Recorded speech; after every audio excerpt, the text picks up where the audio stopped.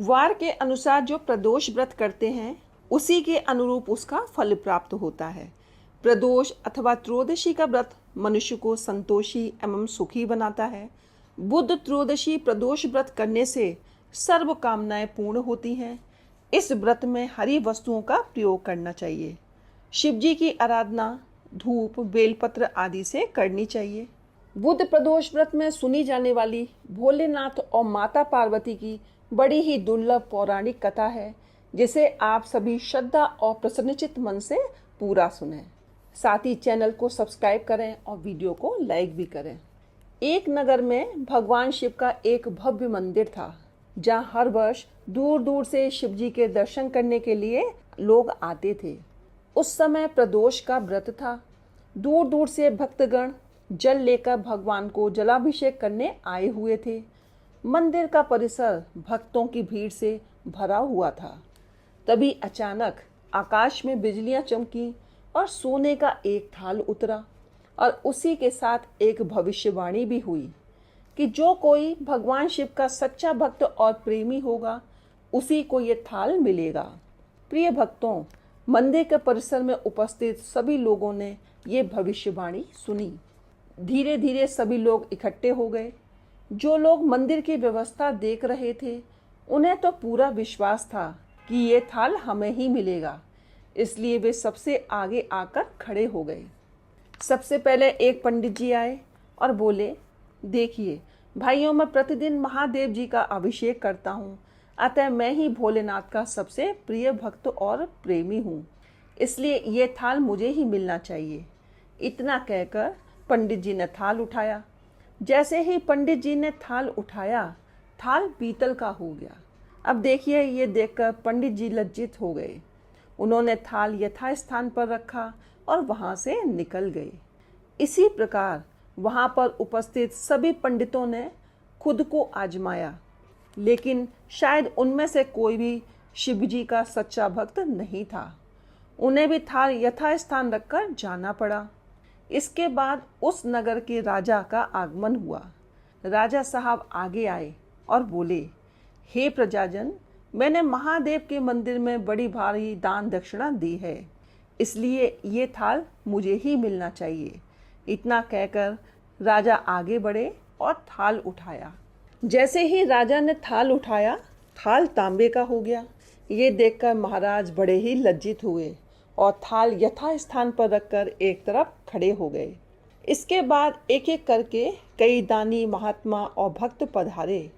उन सब ने भी थाल उठाया, लेकिन किसी के हाथ में कुछ और किसी के हाथ में कुछ और हो गया, लेकिन सोने का नहीं रहा। तब लोगों को पता चला कि हम में से तो कोई भी महादेव का सच्चा भक्त है ही नहीं। उसी समय एक किसान का आगमन हुआ। वो बेचारा महीनों बाद आज प्रदोष व्रत के दिन इस शुभ अवसर पर शिव जी के दर्शन करने आया था। गरीबी और ग्रस्ती के बोझ तले दिन रात खेतों में मेहनत मजदूरी करके अपना और अपने परिवार का गुजारा करता था। अभी रास्ते में आ ही रहा था कि कोई भिखारी मिल गया और कुछ खाने को मांगने लगा। किसान को उस पर बड़ी दया आई। अपने खाने के लिए जो वो खाना लाया था उसने उस भिखारी को दे दिया। थाल के बारे में उसने भी सुना था, लेकिन किसान ने इस ओर कोई ध्यान ही नहीं दिया। सीधा मंदिर में गया और महादेव का पूजन करके बाहर आ गया। परिक्रमा करके जाने को हुआ, तभी पीछे से एक व्यक्ति बोला, अरे ओ भाई, तुम भी थाल को उठाकर देख लो, हो सकता है तुम ही वो सच्चे भक्त हो जिसके लिए थाल आया है। किसान बोला कि आप मेरा मजाक उड़ा रहे हो, मैं तो कभी कोई पूजा पाठ नहीं करता, महीने में केवल एक दो बार ही मंदिर आ पाता हूँ, मैं काहे का सच्चा भक्त। वो आदमी बोला, भाई हम तो देख चुके हैं कि हमारी भक्ति तो 2 कौड़ी की भी नहीं है। अब तुम ही अपना हाथ लगा कर देख लो, सोने का थाल मिले या ना मिले, किंतु तुम्हें पता तो चल जाएगा कि तुम्हारी भक्ति में कितनी सच्चाई है। लोगों के बहुत ही आग्रह करने पर आखिर उस भोले भाले किसान ने जाकर थाल उठा लिया। जैसे ही उसने थाल उठाया, लोगों के आश्चर्य का ठिकाना न रहा। सोने का थाल रोशनी से चमकने लगा। ये देखकर सब लोगों में खुशी की लहर दौड़ गई। सब उसके जयकारे लगाने लगे और पूछने लगे कि तुम ही सच्चे भक्त हो, अब हमें ही बता दो कि तुम कौन सी भक्ति करते हो जिससे महादेव तुमसे इतने प्रसन्न हैं।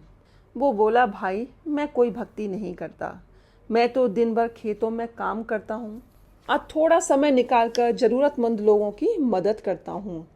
इसके अलावा भगवान भोलेनाथ का मनी मन में ध्यान करता रहता हूँ और कोई मैं विशेष कार्य नहीं करता। लोग पूछने लगे, तुम लोगों की मदद क्यों करते हो? तो हंसते हुए किसान बोला, सुकून, शांति। जब मैं दूसरों के चेहरों पर मुस्कान देखता हूँ तो मुझे जो आनंद और खुशी मिलती है उसे मैं शब्दों में व्यक्त नहीं कर सकता। शायद यही कारण होगा कि भोलेनाथ मुझसे प्रसन्न है। हमेशा याद रखें, सत्कर्म का आरंभ भी आनंद से होता है और इसका अंत भी आनंददायक होता है। दुष्कर्म का आरंभ दुख है और इसका अंत भी दुखदायक होता है। आप सैकड़ों मील की यात्रा करके भी दूसरों का दिल दुखाते हैं तो आपकी ये तपस्या और साधना महादेव का दर्शन पूजन धूल के बराबर है।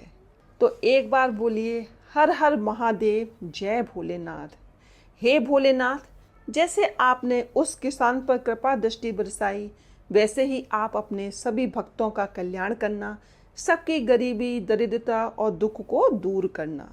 चलिए अब मैं आपको बुध प्रदोष व्रत की दूसरी कथा सुनाती हूँ। एक पुरुष का नया नया विवाह हुआ था। विवाह के 2 दिनों बाद उसकी पत्नी मायके चली गई। कुछ दिनों के बाद वह पुरुष पत्नी को लेने उसके मायके गया। बुधवार को जब वह पत्नी के साथ लौटने लगा तो ससुराल पक्ष ने उसे रोकने का प्रयत्न किया कि विदाई के लिए बुधवार शुभ नहीं होता। उसकी सास ससुर ने अपनी जमाई को बहुत मना किया कि आज के दिन मत ले जाओ, लेकिन वह नहीं माना और पत्नी के साथ बैलगाड़ी में चल पड़ा। तो विवश होकर सास ससुर ने अपने जमाई और पुत्री को भारी मन से विदा किया। नगर के बाहर पहुंचने पर पत्नी को प्यास लगी। पुरुष लोटा लेकर पानी की तलाश में चल पड़ा। पत्नी एक पेड़ के नीचे बैठ गई। थोड़ी देर बाद पुरुष पानी लेकर वापस लौटा। तब उसने देखा कि उसकी पत्नी किसी के साथ हंस हंस कर बातें कर रही है और उसके लोटे से पानी पी रही है। उसको बहुत ज़्यादा क्रोध आ गया। वह निकट पहुंचा तो उसके आश्चर्य का कोई ठिकाना ही नहीं रहा, क्योंकि उस आदमी की सूरत उसी की भांति थी। पत्नी भी सोच में पड़ गई। दोनों पुरुष झगड़ने लगे। धीरे धीरे वहाँ काफ़ी भीड़ एकत्रित हो गई और सिपाही भी आ गए। हम शक्ल आदमियों को देख वे भी आश्चर्य में पड़ गए। उन्होंने स्त्री से पूछा, उसका पति कौन है? वह किंकरत विमूढ़ हो गई। तब वह पुरुष शंकर भगवान से प्रार्थना करने लगा, हे भगवान, हमारी रक्षा करें। मुझसे बड़ी भूल हुई कि मैंने सास ससुर की बात नहीं मानी और बुधवार को पत्नी को विदा करा लिया। मैं भविष्य में ऐसा कदापि नहीं करूँगा। जैसे ही उसकी प्रार्थना पूरी हुई, दूसरा पुरुष अंतर्ध्यान हो गया। पति पत्नी सकुशल अपने घर पहुंच गए। उस दिन के बाद से पति पत्नी नियम पूर्वक बुध त्रयोदशी प्रदोष का व्रत रखने लगे। अतः बुध त्रयोदशी व्रत हर मनुष्य को करना चाहिए और भगवान शंकर और माता पार्वती की कृपा आपको अवश्य प्राप्त होगी। हर हर महादेव, जय भोलेनाथ।